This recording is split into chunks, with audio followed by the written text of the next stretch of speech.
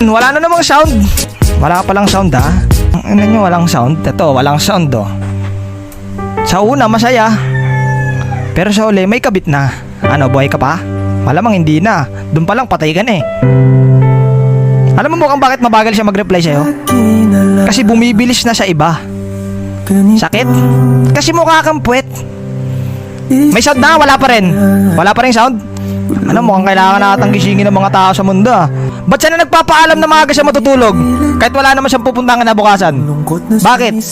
Ba't siya nagpapaalam na maaga ako matutulog? Bakit niya sinasabi na, love, tulog na ako ah?